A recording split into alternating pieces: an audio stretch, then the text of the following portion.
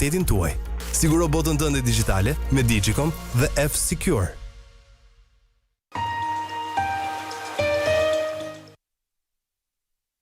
U rikthyem dhe në këtë pjesë do lidhemi me Athinën, aty ku na pret Mario Banushi, regjisor por që premtues sepse emri i tij po lartësohet edhe përtej Greqisë, Shqipërisë dhe kudo.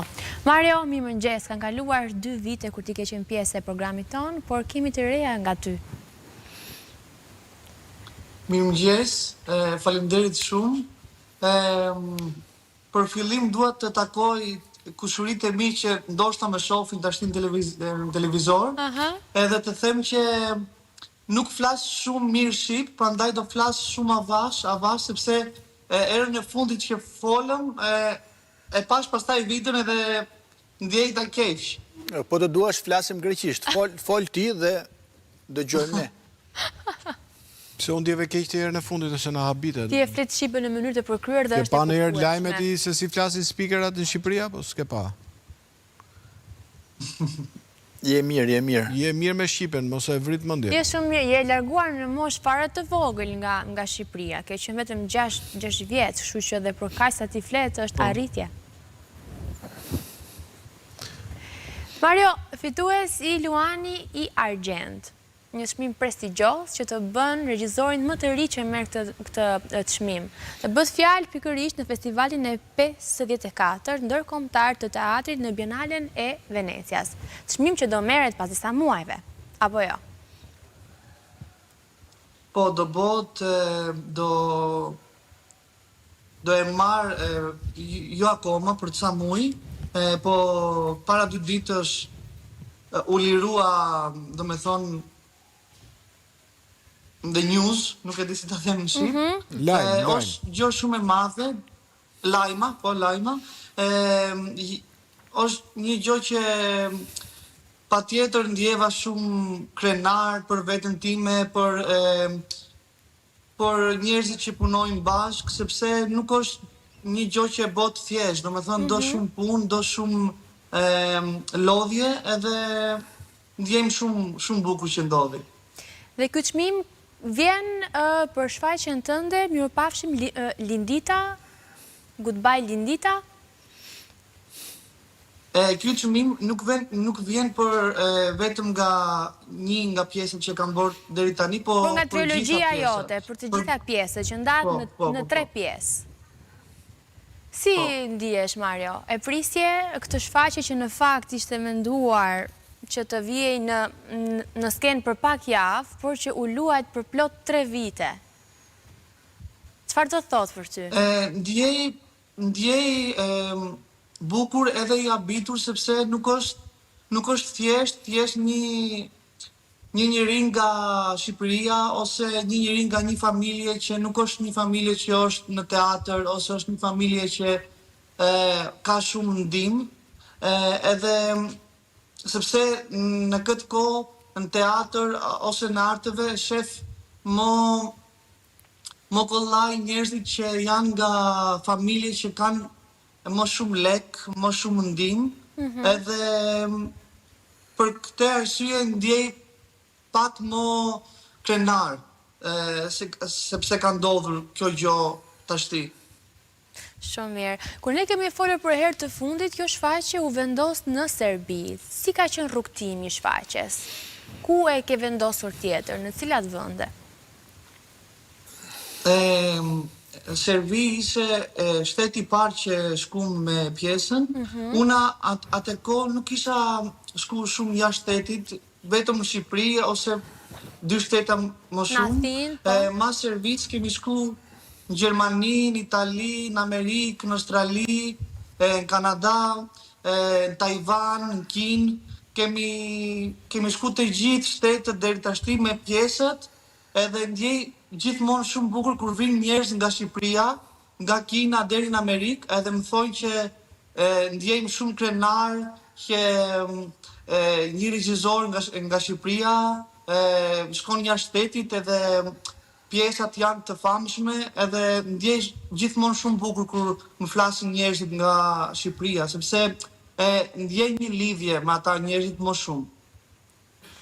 E bukur. Mario, ti ke patur një lidhje shumë të fortë me njerëkën tënde. Kolegët thanë që nuk është përshtatë si fjalë, po nuk mund t'i vendosim fjalë tjetër kolegë. Ajo për ty ka qenë si mama e dytë, apo jo? Po pra nëna adoptive, pse duhet të themi Nëna njerë? adoptive, mund ta quajmë kështu?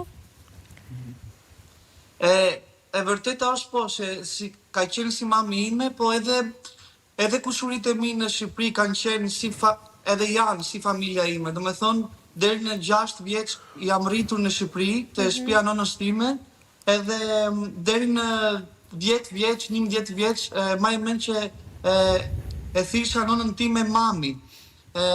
Ose kushurit, tezët, hallat, gjithmonë njerëzit aty i ndjesha shumë afër, shumë njerëzit që besoshin të mua. Ose kur i thosha që dua të bëj teatr, edhe kur nuk kuptoshin çfarë është teatr, më thoshin që boje, po është një gjë që e do me vërtet, dhe është ëndra jote ta bosh. Sa mirë. Ata nuk jetojnë më, si baba yt, si njerë ka. Por gjatë gjithë kësaj kohe, duke parë që shfaqja ka patur një sukses të jashtëzakonshëm. A ka ndodhur që mos rastësisht ti shohësh në ëndër, të kenë dhënë ndonjë mesazh, ndonjë shenjë që janë aty për ty? A ka ndodhur diçka e tillë? Në i gjë shumë kështu të veçantë, me të them vërtetën jo, po që i mbaj të zemra ime ose të mendja ime dhe janë gjithmonë me mua, kjo është e vërtetë. Edhe prandaj kam bërë këta pjesët që flasin për gjëra që ndodhen në vërtet në jetën time. E qartë. Mirë, produksioni yt i fundit është Mami. Apo jo? Po. Kjo shfaqje për çfarë flet? Kjo shfaqja tashti edhe me shqipo nuk e Je shumë mirë, Mario, shpjegoj je dot. i përkryer. Flit lirshëm, si të vinë fjalët ty. Kjo shfaqja flet, una dua të them që pjesat që regjizoj janë teatr, po jo me fjalë. Janë teatr, una punoj me aktor edhe me koncertar. Po. Edhe në fund pjesat e mia janë pjesa që nuk kanë fjalë, nuk flasin njerëzit, po thjesht veprojnë, thjesht luajnë. Po, Okej. vetëm luajnë. Ose këndojnë, ose kërcejnë. Edhe kjo pjesa Mami flet për këtë lidhjen që një njeri ka me mamin e vet, edhe mas viteve shef fëmin që bëhet prindi, edhe prindi që bëhet fëmija e vogël, sepse vje ralla e fëmis Që kujdeset për ti japi prindin. buk, ti ndroj roba, dhe me thonë sikur Rikthehet koha mbrapsht, ndrojnë rolet. po. Dhe sukses ka patur, apo jo? Besoj sallat plot. Po. Na thin ka shumë, lozim shumë, gjithë shfaqet na thin njerëzit vinë bot sold out, edhe jashtë shtetit njerëzit përqafojnë shumë pjesat, vinë, jemi sold out gjithmonë, më çojnë shumë mesazhe, shumë telefona, njerëzit janë shumë të afër, janë shumë Të dhënë pas shfaqjeve tua. Në Shqipëri ke plan të vish shpejt? Në Shqipëri dua shumë të vinë, nga teatri kombëtar flasim 2 vite tashti, sepse edhe nga teatri duam shumë. Dua patjetër të vi, sepse kam shku deri në Australi.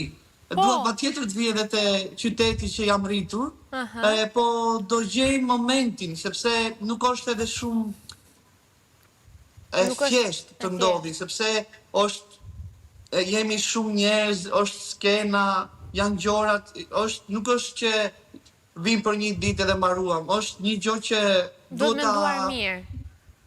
Po, edhe ta punojmë nga tani derisa të vim për 1-2 vite. Është një produksion i madh, është një organizim, kërkon një organizim të madh, domethënë logjistik, kërkon marrëveshje për datat, për njerëzit, për pagesat, gjithsesi, fakti që ti ke korrur sukses në këtë triptik apo trilogji, do të thotë që suksesi i shfaqjes parë nuk ka qenë koincidencë, nuk ka qenë rastësi, sepse ti ke bërë akoma shfaqjet e tjera që mbështesin argumentin që ti je një regjisor i talentuar.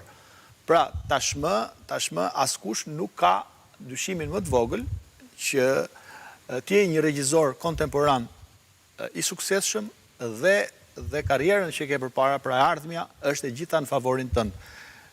Dhe ne urojmë që ti ta shfrytëzosh këtë mundësi që ke, pra në lartësinë ku je ta kesh si bazament për të ngjitur më lart akoma, sepse me sa duket formimi yt akademik, po edhe rrethanat e jetës, po edhe intuita jote, inteligjenca jote ndihmon njëra tjetrën dhe kanë formuar këtë regjizor, të cilin e vlerësojmë jo vetëm në Shqipëri, po në gjithë botën dhe çmimi që ke marrë në Venecia është vërtet i tillë që të bën nder dhe të veçon nga shumë të tjerë. Faleminderit shumë, faleminderit. Është kënaqëri të shkruajnë për një shqiptar, BBC, New York Times, të urojmë suksese pafund, Mario, dhe shpresoj që dita kur ti do vish tu të jetë e afërt, e të kemi fatin dhe ne të shohim veprat e tua.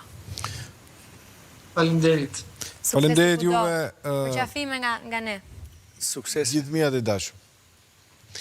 Mirë, Mirupafshim. me Marion po e mbyllim edhe për sot. Për sot ju urojmë një fundjavë të bukur, edhe pse ka shi, do ta gjeni diellin brenda jush. O, sa të lotshme janë këto. Ku i mëson këto? Qa programi sheh përveç nesh? Big Brother VIP Albania. Ka i bukur flasin? Aq bukur flasën se Jo, ide. tashmë është bërë standard që moderatorët e mbyllin nga një thënie.